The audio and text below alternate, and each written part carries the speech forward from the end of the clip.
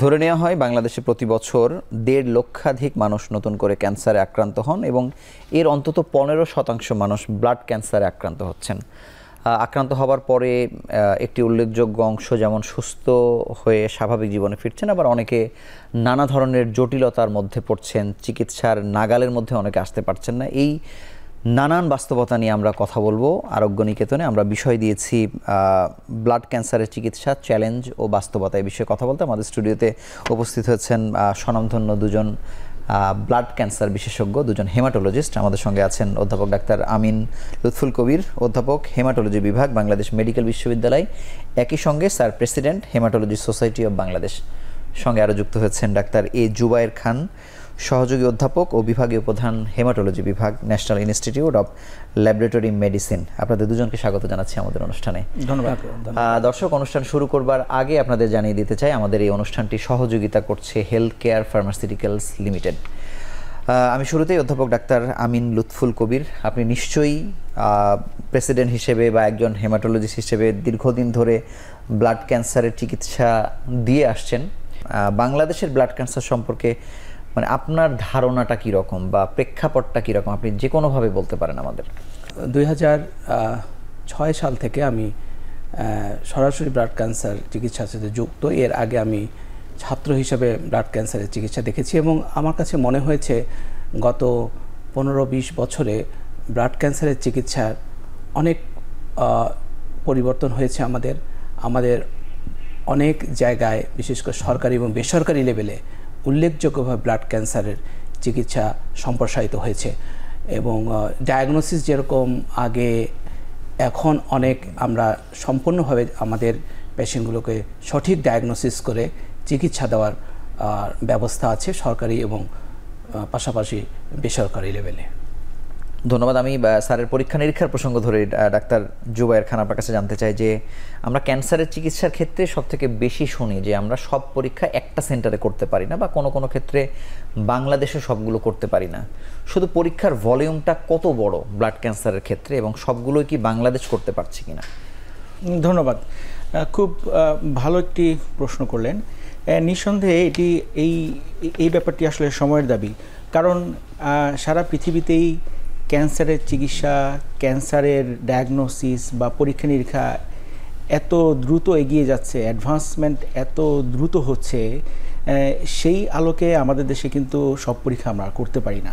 কিন্তু যেহেতু এটা মানুষের জীবন নিয়ে কথা, এই আলোকে আমাকে অবশ্যই চেষ্টা করতে হবে তাকে সবচেয়ে ভালো চিকিৎসা যদি আমি দিতে চাই, তাহলে তার ডায়াগনোসিসটাও সেরকম ভালো এবং পিন পয়েন্ট হতে হবে।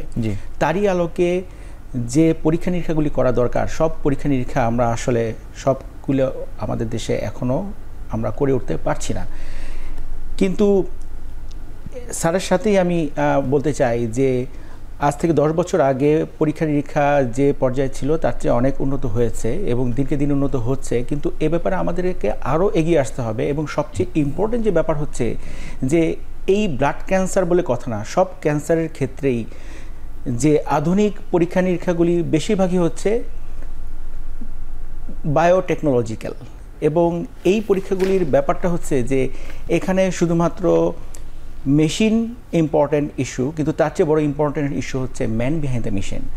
আমাদের দেশে এই ধরনের পরীক্ষা নিরীক্ষা করার মতো আমাদের ম্যান পাওয়ারের যথেষ্ট অভাব রয়েছে এবং এদের অভিজ্ঞতারও ঘাটতি রয়েছে।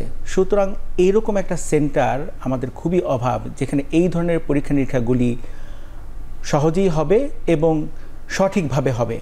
এরকম সেন্টার কিন্তু অনেকগুলোর প্রয়োজন নাই। এক বা কয়েকটি সেন্টারই যদি আমরা সার্বিকভাবে মেশিনপত্র প্রকিউর করে যদি ওখানে আমরা সঠিক ম্যান পাওয়ারের ব্যবস্থা করতে পারি, তাহলে একটি বা দুইটি বা খুব অল্প সংখ্যক সেন্টার দিয়েই কিন্তু এই আধুনিক পরীক্ষা নিরীক্ষাগুলি বাংলাদেশে করা সম্ভব। ধন্যবাদ অধ্যাপক লুৎফুল কবির। যদি আপনি স্বায়ত্তশাসিত প্রতিষ্ঠানে দায়িত্ব পালন করছেন, কিন্তু তারপরে জানতে চাই যে এই যে বাংলাদেশে পরীক্ষা হয় না, এটার পার্সেন্টেজটা এখনও কেমন? বা আমরা যদি সরকারি বেসরকারি যদি কল্পনা করি, তার মানে বাংলাদেশে হচ্ছে না মানে সেটি বেসরকারিও আসলে পারছে না। সরকারির ক্ষেত্রে আমরা আসলে আরও কতটা পারছি না পরীক্ষা করতে সরকারি সেন্টারগুলোতে? না, আমি স্পেসিফিক যদি বলতে চাই যে চিকিৎসা মানে ইনভেস্টিগেশন বা পরীক্ষা নিরীক্ষা হচ্ছে না কত পার্সেন্ট এটা না, কিছু কিছু পরীক্ষা টোটালি হচ্ছে না, একেবারে হচ্ছে না, আর কিছু কিছু পরীক্ষা হচ্ছে এবং আমাদের দেশে যে ফ্লো সাইটোমেট্রি হচ্ছে, আমাদের দেশে মলিকুলার জেনেটিক্স হচ্ছে এবং এনজিএসও আসছে, কিন্তু আমাদের দেশে এরও আরও কিছু অধ্যায় আছে ইনভেস্টিগেশন, যেরকম ফিশ, সেটা আবার হচ্ছে না আমাদের দেশে। কিন্তু আমাদের মলিকুলার ল্যাবরেটরি বেসরকারি পর্যায়েও ডেভেলপ করেছে আমি বলতে পারি, এবং আমাদের স্বায়ত্তশাসিত এখানেও আছে ফ্লো সাইটোমেট্রি মেশিনও আমরা আমাদের নিয়মিত পরীক্ষা করা হয়। আমি জুবাইয়ের সাথে একমত, আসলে এই সাবজেক্টগুলো মানে পাশাপাশি হেমাটোলজি একটা বড় সাবজেক্ট, এর পাশাপাশি ক্লিনিক্যাল পার্ট থাকে, এটা হচ্ছে একমাত্র সাবজেক্ট যেখানে ক্লিনিক্যাল পার্ট এবং ল্যাবরেটরি পার্ট দুইটা পাশাপাশি চলে। তাই ল্যাবরেটরি পার্টের অনেক একটা বড় অংশ, এখন তো অনেক অ্যাডভান্স টেকনোলজি চলে আসছে, তো এই সাইটটাতে আরও বেশি ম্যান পাওয়ার বা আরও সাবজেক্টটাকে আরও সমৃদ্ধ করার জন্য আমি মনে করি যে as a chief of president আমরা মনে করি যে এখানে একটা সাবজেক্ট খোলা দরকার, যেখানে এই টেকনোলজি এবং বায়োটেকনোলজি বলেন, এই সাবজেক্টগুলোতে মানুষ ইন্টারেস্ট হয় এবং আরও বেশি সমৃদ্ধ হয়। আপনাদের কথার মধ্যে আমি ওই বিষয়টাই বুঝতে পারছি যে অন্য চিকিৎসার ক্ষেত্রে যেমন একজন চিকিৎসক চিকিৎসা দিলেই অনেকটা কাভার করে যায়, ক্যান্সারের চিকিৎসার ক্ষেত্রে সেটি না। কিন্তু বাংলাদেশের ট্রেন্ড অনুযায়ী আবার আপনি দেখবেন যে সহায়ক জনবলকে খুব কম অ্যাপ্রিসিয়েট করা হয় আর কি, মানে আপনি বায়োটেকনোলজিক্যাল ইস্যু যদি আপনি বলেন, তো সেই জায়গাতেই বা আমরা কতটা পিছিয়ে আছি। একটা কিন্তু বায়োটেকনোলজির সম্ভবত একটা সেন্টারও সম্ভবত আছে সাভারে বা কোথায় এরকম জায়গাতে, আমি জানি না, বাংলাদেশের অনেক চিকিৎসকও জানেনও না যে এখানে এই পরীক্ষাগুলো হয় আর কি। আবার আপনি মলিকুলার টেস্টের ক্ষেত্রেও যদি বলেন, সেটা যেমন আমরা টিএমএসএসে গিয়ে দেখে আসলাম, অনেক কোটি টাকা খরচ করেছে, সেটিও আসলে ঢাকার মানুষ কতটা জানছেন বা তাদের সহযোগিতা নিচ্ছেন, যেখানে এই সহযোগিতার ক্ষেত্রে আমরা হয়তো আগেই চিন্তা করছি আমি হয়তো পার্শ্ববর্তী দেশে যাব। এই জায়গায় আপনার বক্তব্য জানতে চাই। ধন্যবাদ, খুব ভালো একটি কোশ্চেন করেছেন। আসলে প্রবলেমটা হচ্ছে যে আসলে আগে যেমন চিকিৎসা ব্যবস্থা ছিল একটা ওয়ান ম্যান আর্মির মতো, জি, আমরা কিন্তু সেই জায়গা থেকে অনেক অনেক উন্নতি হয়েছে পৃথিবীতে। এখন এককভাবে চিকিৎসা করা যায় না, যে কোনো রোগের চিকিৎসা ইটস এ টিম ওয়ার্ক বটে, এবং এই টিম ওয়ার্কে একজন ফিজিশিয়ান যেমন এই টিম ওয়ার্কের পিরামিডের চূড়ায় থাকবে, এবং সেখানে কিন্তু নার্স থাকবে, সেখানে মেডিকেল টেকনোলজি থাকবে, বায়োমেডিক্যাল সায়েন্টিস্ট থাকবে, এবং সেই টিমের একজন এমএলএসএস, একজন আমার অফিস স্টাফ, তারা সবাই কিন্তু সেই টিমের একজন মেম্বার। প্রবলেম হচ্ছে আমাদের দেশে এই টিম ওয়ার্কগুলি গড়ে ওঠেনি। অধ্যাপক লুৎফুল কবির, আমরা একটু আশার কথায় আসি, আমরা অনেক রোগীরা হয়তো হতাশই হয়ে যাবে আর কি। আপনার কাছে জানতে চাই যে ব্লাড ক্যান্সারের ক্ষেত্রে মানুষের সুস্থ হবার হার, মানে এখানে কোনো আশার খবর আছে কিনা, কেমন? আপনি ব্লাড ক্যান্সার, আমি যদি সংক্ষেপে বলতে চাই, আমরা কোনগুলোকে ব্লাড ক্যান্সার বলি, যে লিউকেমিয়া, সরাসরি যদি বলি লিউকেমিয়া, ক্রনিক এবং অ্যাকুট লিউকেমিয়া, এবং লিম্ফোমা, মাল্টিপল মাইলোমা, লিম্ফ্যাটিক সিস্টেমে মাল্টিপল, এই গ্রুপটাকে আমরা আসলে ব্লাড ক্যান্সার হিসেবে চিহ্নিত করি। এদের মধ্যে আবার ভাগ আছে, মানে অ্যাকুট লিউকেমিয়ার এক ধরনের প্রগনোসিস, বাচ্চাদের অ্যাকুট লিউকেমিয়া ALL এর প্রগনোসিস 80% সাকসেস, মানে কিওর রেট। আবার ঠিক এটা যখন অ্যাডাল্টে চলে যাবে তার পার্সেন্টেজটা কমে যাবে, 30-40% হয়ে যাবে, ঠিক আছে। আবার যদি AML চিন্তা করি, AML এর মধ্যে আবার একটা গ্রুপ আছে যেটা কিউরেবল, চিকিৎসা করলেই খুব ইজিলি কেমোথেরাপি ছাড়াও কিওর করা যায়। আবার কিছু কিছু আছে যে কেমোথেরাপিতে কিওর হয়, আবার কিছু কিছুতে আবার অ্যাডভান্স ট্রিটমেন্ট লাগে, আবার কারো কারো অস্থিমজ্জা প্রতিস্থাপন করা লাগে, এটা গ্রুপটা। আর লিম্ফোমা গ্রুপের মধ্যে এরকম ভাগ আছে, হজকিন, নন হজকিন ভাগ আছে। এটা কিওরেবল, হজকিনের পার্সেন্টেজ অনেক বেশি, কখনো কখনো 70-80% কিওর, আবার নন হজকিন আবার দেখা 60% কিওর, আবার 40% আবার রিল্যাপস করে।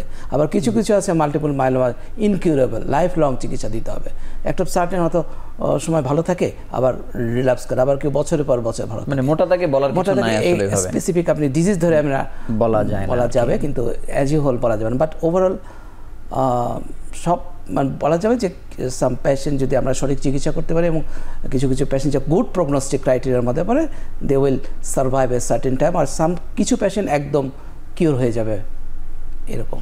ধন্যবাদ। জুবায়ের খান, আপনার কাছে জানবো যে বাংলাদেশে মানে যে আমরা বলি না যে আমাদের অনেক পরিবর্তন হয়েছে, কিন্তু আমাদের অনেক বছরও পার হয়ে গেছে আর কি। সেই জায়গাতে পরিবর্তন হয়তো হচ্ছে, পরীক্ষা নিরীক্ষা হচ্ছে, সেন্টার বাড়ছে, কিন্তু মানুষের আস্থা আমরা কেন বাড়াতে পারছি না? কেন আমরা বাইরে যেই রোগীটি যাচ্ছে অনেকে এর মধ্যে প্রতারণারও শিকার হচ্ছে, কিন্তু অনেকে কিন্তু মোটা দাগে বলে ফেলছেন যে এই বাংলাদেশ মেডিকেল বিশ্ববিদ্যালয়ের নাম ধরেও বলছেন, ঢাকা মেডিকেলের কথা বলছেন, আপনি যে সেন্টার আছে তার কথা বলছেন। আমি জাতীয় ক্যান্সার ইনস্টিটিউট পর্যন্ত হয়তো নাই গেলাম, সেখানে হয়তো মানুষ চিকিৎসার নাগালি আসলে পাচ্ছে না অনেক রোগের কারণে। কিন্তু এই আস্থার সংকটটা আসলে কেন? এটা আমার যেটা মত সেটা হচ্ছে যে আমি যেটা আগেই বললাম যে ক্যান্সারের চিকিৎসা আসলে এককভাবে করাটা কঠিন, আবার বাংলাদেশ গভর্নমেন্টের পক্ষেও সব কিছু করা সম্ভব না, যেহেতু আমাদের ফিনান্সিয়াল কনস্ট্রেন্ট রয়েছে। আমার যেটা মনে হয় যে এক্ষেত্রে যেটা আমাদের ইন্ডিয়াতে যেটা হয়েছে যে এক্ষেত্রে কিন্তু আপনার প্রাইভেট ইনভলভমেন্ট আরও বেশি দরকার। আমাদের দেশে আমাদের এই চিকিৎসার ক্ষেত্রে কিন্তু সহজে সুলভ মূল্যে বা এই খুব অল্প আয়াসে এরকম একটা বিজনেস মডেল কিন্তু আমাদের বেসরকারি পর্যায় থেকে গড়ে ওঠেনি, এবং এক্ষেত্রে যথেষ্ট অভাব রয়েছে। এই জিনিসটা যদি আমরা করতে পারি, প্রাইভেটাইজেশন যদি এখানে তারা এগিয়ে আসে এবং সহজ চমৎকারভাবে আমাদের দেশের মানুষের জন্য অ্যাফোর্ডেবল যদি এর ধরনের বিজনেস মডেলকে সামনে রেখে ক্যান্সারের চিকিৎসাগুলি যদি করতে পারে, তাহলে আমার মনে হয় যে এটা অবশ্যই সম্ভব, এবং সেই ক্ষেত্রে প্রফেশনালিজম আরও বেশি ডেভেলপ করবে। গভর্নমেন্টের যে সেক্টর, গভর্নমেন্ট পথ দেখায়, সরকার পথ দেখায়, কিন্তু এটাকে ফ্লারিশ করার জন্য কিন্তু অবশ্যই প্রাইভেট সেক্টরকে আসলেই এগিয়ে আসতে হবে। যেমনটি আপনি দেখতে পারেন, আমি একটা উদাহরণ দিতে পারি, সেটা হচ্ছে যে আমাদের কার্ডিওথোরাসিক সার্জারি, এক্ষেত্রে কিন্তু বাংলাদেশ অনেক দূর এগিয়ে গিয়েছে। এইরকম আমার মনে হয় যদি আরও কয়েকটি উদাহরণ আমরা সেট আপ করতে পারি, এই ক্যান্সার সহ বা ব্লাড ক্যান্সার সহ একটি, দুইটি, তিনটি ভালো ভালো সেন্টার, তাহলে আমার মনে হয় বেশিরভাগ রোগী কিন্তু বিদেশমুখী হবে না। কিন্তু স্যারের কাছে আমি জানতে চাই যে অন্য একটা সেন্টার অন্য রোগের ক্ষেত্রে যত সহজে হয়ে যাচ্ছে, আপনি হয়তো কিডনি ডায়ালিসিস করবেন, খুব সহজে মানুষ একটা সেন্টার খুলে ফেলছে, ডায়াবেটিসের চিকিৎসা দিবেন, আপনি বাংলাদেশেই তো মানে এটি 100টা পর্যন্ত ছাড়িয়ে গেছে, যাদেরকে মডেল হিসেবে হয়তো ন্যাশনাল হার্ট ফাউন্ডেশন হয়তো নিচ্ছে, ওই সার্কেলে যাওয়ার চেষ্টা করতেছে। ক্যান্সারের ক্ষেত্রে সেন্টারগুলোও যেমন বাড়ে না, দাতা গোষ্ঠীরাও যারা বাংলাদেশে যারা দান করেন তারাও যে মানুষের কল্যাণের জন্য এরকম একটা সেন্টার করবেন, হয়তো খরচের কারণে পারেন না, বা মানসিকতার দিক থেকে অনেক ঘাটতি আছে। এই জায়গাতে আপনার বক্তব্য কী? খুব যুক্তিসঙ্গত প্রশ্ন। আসলে কেন এই জায়গাটার ইনভেস্টর আসে না, এটা খুবই, কিন্তু পার্শ্ববর্তী দেশে ইন্ডিয়াতে দেখা যাচ্ছে যে ওরা আসলে ইনভেস্ট করে।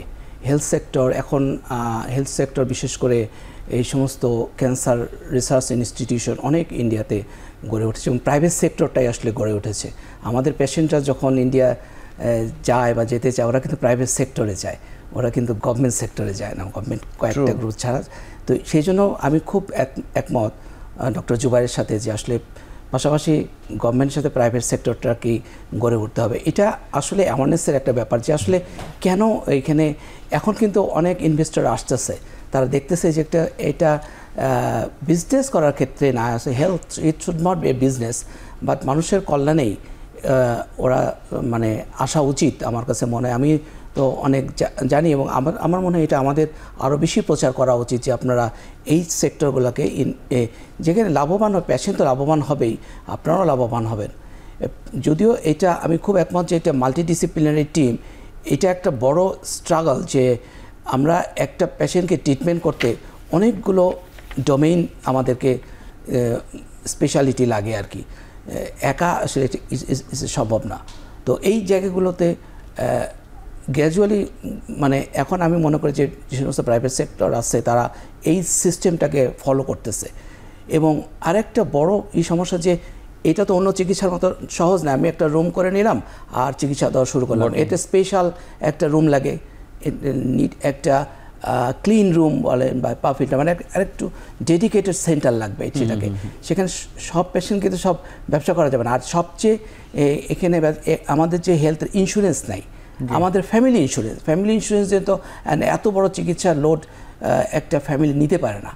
তো এই জায়গাগুলোতে ইন্ডিয়াতে বিভিন্ন ওদের বিভিন্ন ডোনেশন দেয়, ইভেন একজন চা বিক্রেতা কিছু কিছু করে ডোনেশন। মানে আমার প্রশ্নটা এখানে, যেমন আমরা মুসলিম হিসেবে, মুসলিম মেজরিটির দেশ, বলা হয় যে আমাদের যেমন পবিত্র কোরআনেও কিন্তু এই দানের ব্যাপারে, এগুলোর ব্যাপারে কত কিছু বলা আছে, কিন্তু এক্সাম্পলের ক্ষেত্রে কিন্তু আমরা দেখছি পার্শ্ববর্তী দেশেরই মনে করেন যারা ব্যবসায়ী আছে তারা কিন্তু বাধাহীনভাবে এই জায়গাগুলোকে ডোনেট করছে। আমাদের ওই মানসিকতাগুলো কেন তৈরি হয় না, সেটি একটি আসলে অস্বস্তির কারণ আর কি। এটা একজনের পারসেপশন এক এক রকম হতে পারে। হ্যাঁ, আমার পারসেপশন যে একেবারেই করছে না সেটা না, যে আমরাও মানে দুই দিক থেকেই বিবেচনা করতে হবে যে আমরা তাদেরকে উদ্বুদ্ধ করতে পারছি না, আমরা তাদেরকে আমার মনে হচ্ছে সেটা কোঅর্ডিনেট এই মাধ্যমে যদি যারা কোঅর্ডিনেট করে যে নিশ্চয়ই অনেকে উদ্বুদ্ধ হবে যে আমাদের সামনে আমরা আরও চিকিৎসা বিশ্বমানের করতে পারবো। স্যার আপনাকে অসংখ্য ধন্যবাদ। আমরা ছোট্ট একটি বিরতি নিয়ে আলোচনায় ফিরছি আবার।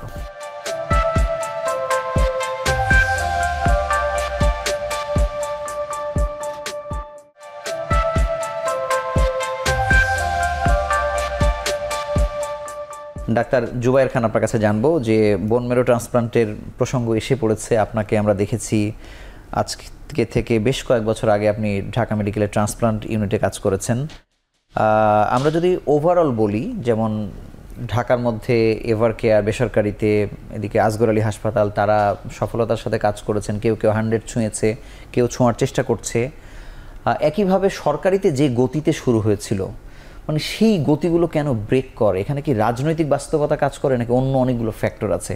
একটা ফ্যাক্টর তো আমরা জানি যে কোভিডের কারণে হয়তো একটা ছন্দপতন হয়েছে, আসলে কি?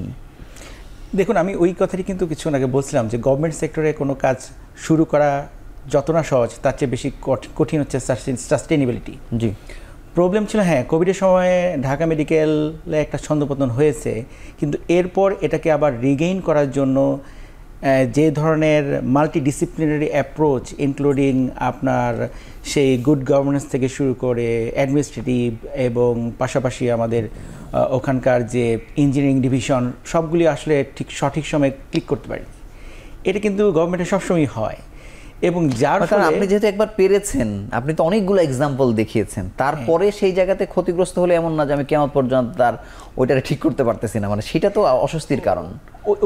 ওইখানে ব্যাপারগুলি আমি ওখান থেকে চলে আসার পরে তারপরে যেটা শুনেছি সেটা হচ্ছে যে ওখানকার যে ইনফ্রাস্ট্রাকচার যেটা ক্ষতিগ্রস্ত হয়েছে কোভিডের সময়ে, সেই ক্ষতিগ্রস্ত হওয়ার পরে নতুন করে এটাকে টেন্ডার করে আবার সেই আগের মতো সাজানো, এবং বিভিন্ন গভর্নমেন্টের যে বিভিন্ন এজেন্সি আছে যেমন পিডব্লিউডি বা ইঞ্জিনিয়ার যারা আছে, সব কিছু আবার সেই আগের মতো রেস্টোরেশন যে ওয়ার্কআপ, সেটা আসলে এখনও পর্যন্ত শেষ করা যায়নি। এবং তার মাঝখান দিয়ে ছন্দপতনের কারণে আমাদের নার্সিং স্টাফও কিছু চলে গিয়েছেন, কিছু ম্যান পাওয়ারও চলে গিয়েছেন, এবং এটা কিন্তু খুবই স্বাভাবিক একটি প্রক্রিয়া আমাদের গভর্নমেন্টের মধ্যে। এবং আমার মনে হয় যে এই কারণেই কিন্তু প্রাইভেটাইজেশন দরকার। বটে, শুধু প্রাইভেটাইজেশনই শুধু না, আমাদের যেমন পাবলিক প্রাইভেট পার্টনারশিপটাই নাই, আমরা এই মডেলটাই জানি না, বা এই মডেল নিয়ে আমরা কথা বলি না। কারণ আমি যদি সরকারিতেও যদি আমরা সরকারের এই ভলিউমটাকে যদি একটা সাস্টেনেবল রোলে যদি আমরা বেসরকারির সাথে একটা যোগাযোগ করাই দিতে পারতাম, সেখানেও তো আসলে দুই পক্ষ বেনিফিটেড হতো। আমি স্যারকে একটু কাঠগড়ায় দাঁড় করাতে চাই। আপনি যেহেতু বাংলাদেশ মেডিকেল বিশ্ববিদ্যালয়ের, আমরা বহু বছর থেকে শুনছি, তাও তো শেষ 2-3 বছর খুবই তোড়জোড় শুনেছি যে হেমাটোলজি বিভাগ বা এর আগেও যারা ডিন ছিলেন বা বিভিন্ন দায়িত্ব ছিলেন যে এখানে ট্রান্সপ্লান্ট নিয়মিতভাবে করা হবে, অনেক দৌড়ঝাঁপ হয়েছে, অর্থে বরাদ্দ হয়েছে, সেটাও শুনেছি। শেষ পর্যন্ত কি অবস্থা, কেন আসলে বিএসএমএম পারছে না? এই গভর্নমেন্ট বা এই আমি প্রফেসর হওয়ার পরে আমাকে কিছু দায়িত্ব দেওয়া হয়েছে সরাসরি, তার মধ্যে স্টেম সেল ট্রান্সপ্লান্ট এটার একটা কমিটি করে দেওয়া হয়েছে এবং আমাকে প্রধান করে দেওয়া হয়েছে কমিটির। তো এই বলতে পারি যে আমি এটা এটিপিতে আমি এটা সাবমিট করেছি এবং পরিকল্পনা কমিশন থেকে আমাদের এখানে অ্যাকসেপ্ট হয়েছে আর কি, এবং এটা যথাযথ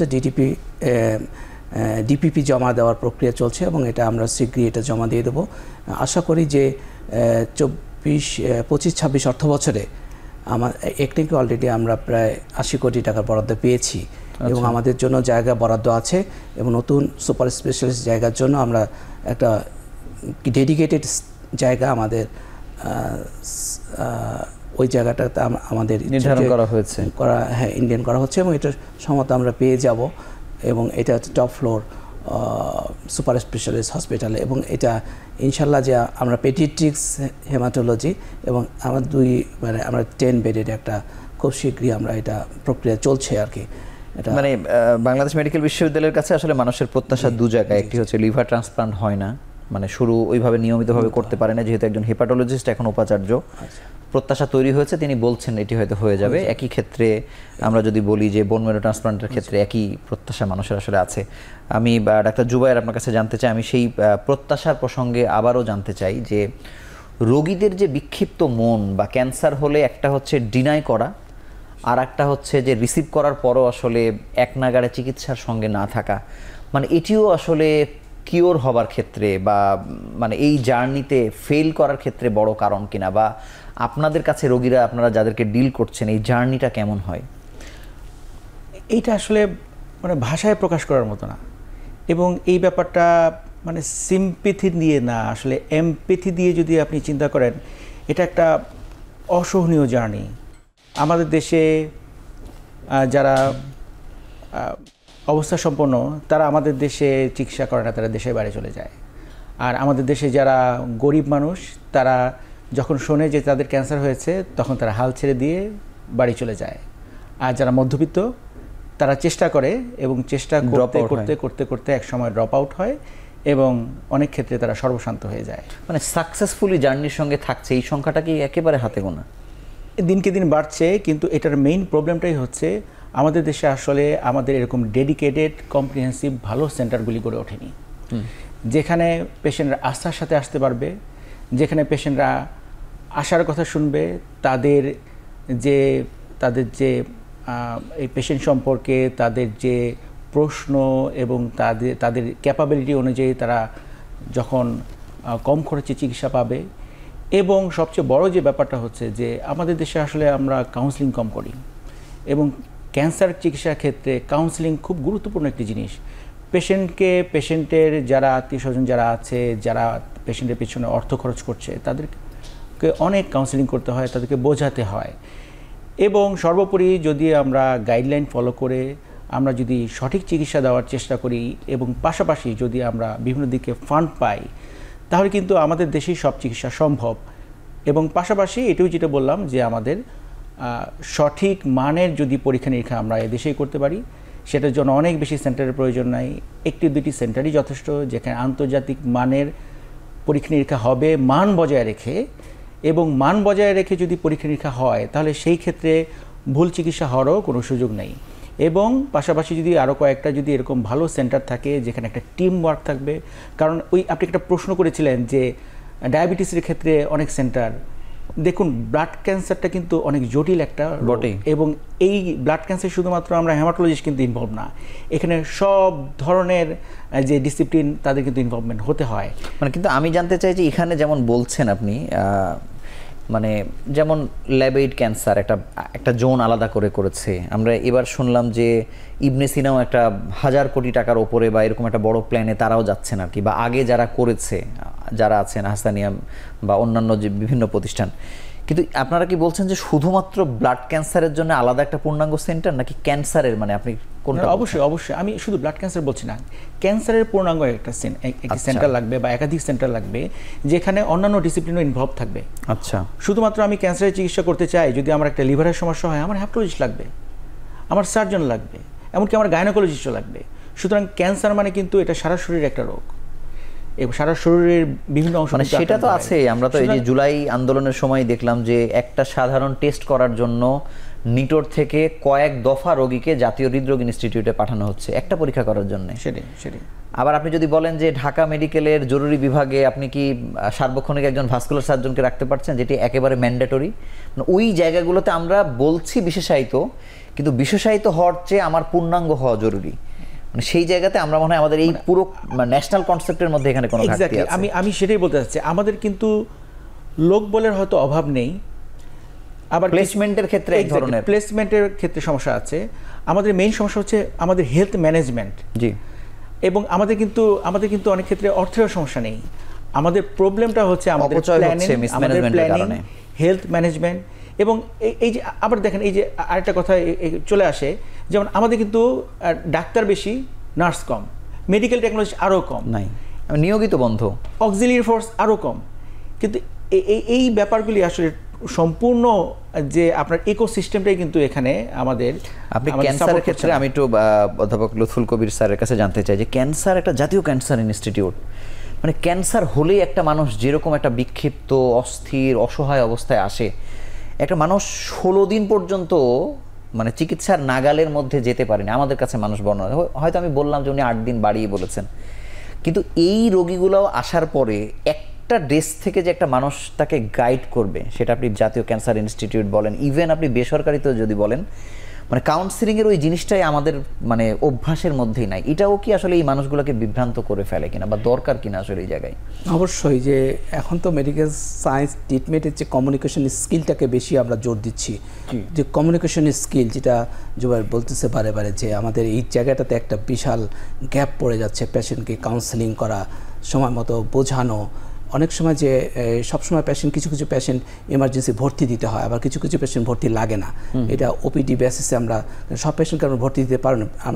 আমাদের চিকিৎসার জন্য যে বিছানা বরাদ্দ সেটা তো অপ্রতুল, এই জন্য অ্যাকুট কিছু কেসগুলোতে আমরা ভর্তি দিতে চাই, অনেক সময় সেটাও সম্ভব হয় না। যে আমাদের মাত্র 26টা 27টা বেড, কিন্তু অন্য বেড আছে ক্যাবিন, তারপরে এই সমস্ত জায়গায় তো একটু এক্সপেন্স তাদের জন্য, সেই জন্য তার একেবারেই যখন আমরা যখন অ্যাডমিশন লেখি তখন দেখা যাচ্ছে যে না, সিট নাই। কিন্তু এখন যখন তখন আমরা বিভিন্ন হাসপাতালে পাঠানোর চেষ্টা করি, বিশেষ করে Dhaka medical, Salimullah medical cancer হাসপাতাল, সেখানে অবশ্য ভর্তি নিতে বাধ্য, তারা বিছানা না থাকলেও ভর্তি নিতে বাধ্য। তো ভর্তি নিলেই তো আর চিকিৎসা নিশ্চিত হয়ে যাচ্ছে না, কিন্তু হ্যাঁ, তখন আমাদের ওই যে প্রয়োজনীয় পরীক্ষাগুলো আমাদের আস্তে আস্তে করতে হয়। স্যার, আপনাকে অসংখ্য ধন্যবাদ। আমরা আরও একটি ছোট্ট বিরতি নিয়ে আবার আলোচনায় ফিরছি।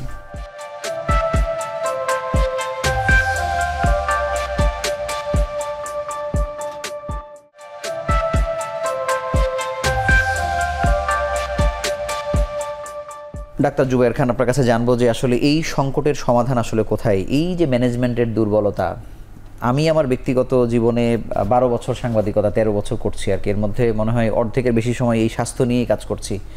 মানে এই যেই কমন আলোচনাগুলো আমরা বছরের পর বছর করছি, এই যে স্বাস্থ্য খাত সংস্কার কমিশন হয়েছে, তারা যে প্রস্তাবনাগুলো দিয়েছে, একই রকম আলোচনা ঘুরে ফিরে আসছে, কিন্তু এই সংকট সমাধানের আমরা কিছুই আসলে দেখছি না। আমরা কি এইভাবেই আমাদের দিন পার করে যাব কিনা? খুব হতাশার কথা। আবার আমি বলবো যে এর মধ্যেও যদি আমাদের মধ্যে সচেতনতা বাড়ে, সচেতনতা শুধুমাত্র আমাদের পেশেন্টদের না, সচেতনতা আমাদের যারা আমরা এই স্বাস্থ্য সেক্টরে যারা আমরা ডাক্তার বা ফিজিশিয়ান আছি, তাদেরকেও আরও বেশি সচেতন হতে হবে। আমাদেরকে রোগীদেরকে এমপ্যাথির সাথে চিকিৎসা করতে হবে, এবং আমি মনে করি যে এখানে আসলে লিডারশিপ দরকার, এবং লিডারশিপ দরকার, এটা বড্ড অভাব।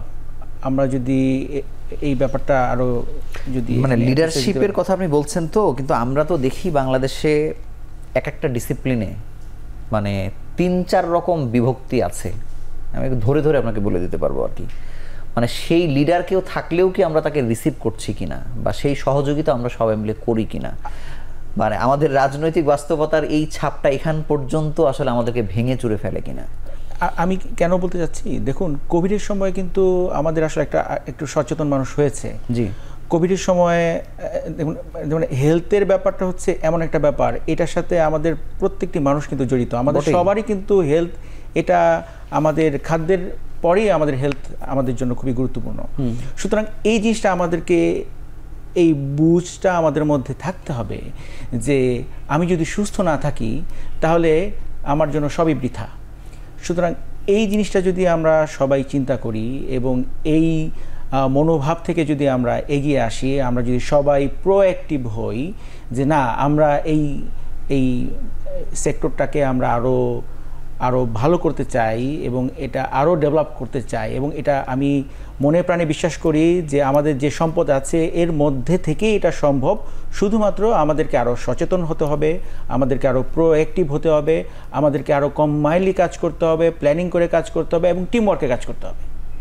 এইটা করলেই আমার মনে হয় যে, এবং পাশাপাশি যদি চমৎকার একটি হেলথ ম্যানেজমেন্ট সিস্টেম আমরা আমাদের মতো করে সাজাতে পারি, এটা আমার মনে হয় যে এটা কয়েক বছরের ব্যাপার যে আমরা হেলথ সেক্টরকে সুন্দরভাবে সাজাতে পারবো। স্যার আমি এই জায়গায় আপনার কাছে জানতে চাই যে দেখেন আমাদের দেশে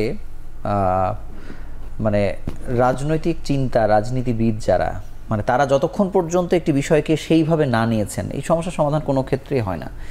কিন্তু আবার হেলথের এমন বিক্ষিপ্ত অবস্থা আমাদের দেশে, কোনো একটা রাজনৈতিক দল বা একজন রাজনীতিবিদও যদি এটাকেও তার একটা ওয়েপন হিসেবে মনে করতেন, তার জনপ্রিয়তার, তার দলের বা মানুষের আস্থা অর্জনের, এখানেও কিন্তু বদলে যাওয়ার ঘটনা আছে। মানে তাদেরকেও আসলে জানানোর বা এই গুরুত্ব অনুধাবন করার জন্যও টেবিল টকগুলোতে তাদেরকে আনা বা তাদের সাথে বোঝাপড়া, তাদেরকে বোঝানো, এটারও গুরুত্ব আছে কিনা আপনি কি মনে করেন?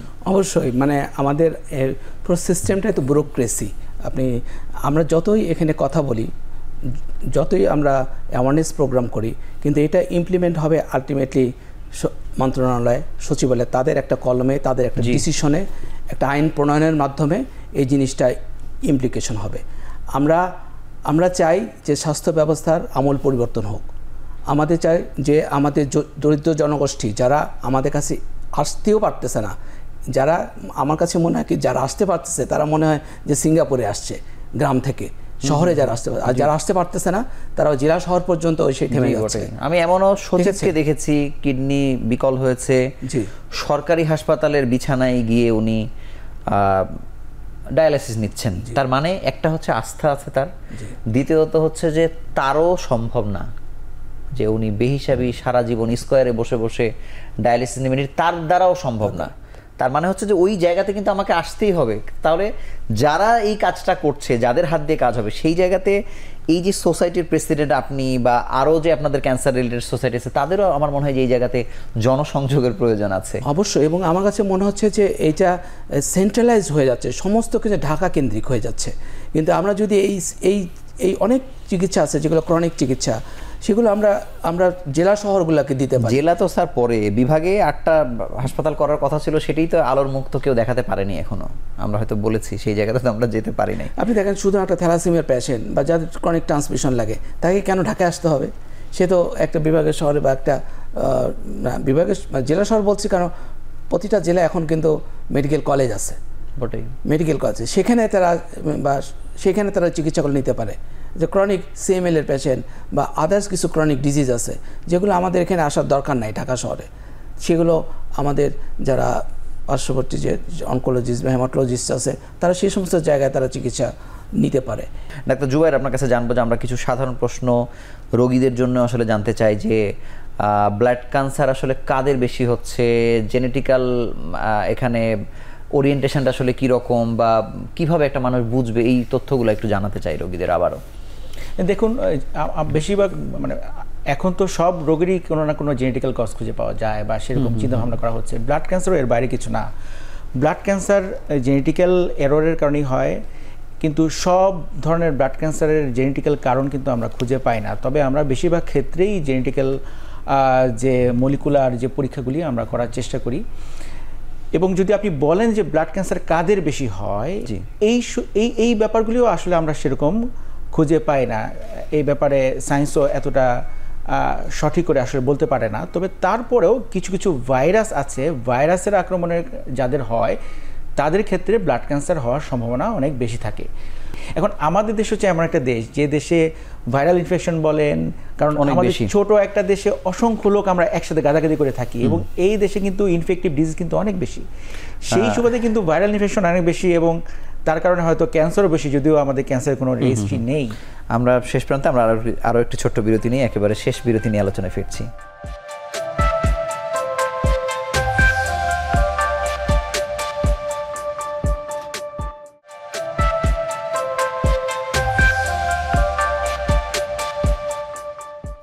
অধ্যাপক লুৎফুল কবির, আপনার কাছে জানবো যে সমস্যা সমাধানে আমাদের রোগীদের দিক থেকে আসলে আরও কত সতর্ক হওয়া উচিত বা কত আগে চিকিৎসকের কাছে আসা উচিত বা ক্যান্সার হলে যার কাছে চলে যাওয়ার যে প্রবণতা, সেই জায়গা থেকে আমাদের কতটা বাঁচা উচিত? আসলে রোগীরা তো সিমটম দেখবে, তা সিমটম না ছাড়া তো সে বুঝতে পারবে না। সাধারণ লিউকেমিয়া বা ব্লাড ক্যান্সারের প্রথম সিমটমটা জ্বর, ফিভার, জ্বর হতে পারে, তার রক্ত কমে যেতে পারে, অ্যানিমিয়া হতে পারে, অথবা ব্লিডিং হতে পারে। এটা হচ্ছে সবচেয়ে কমন।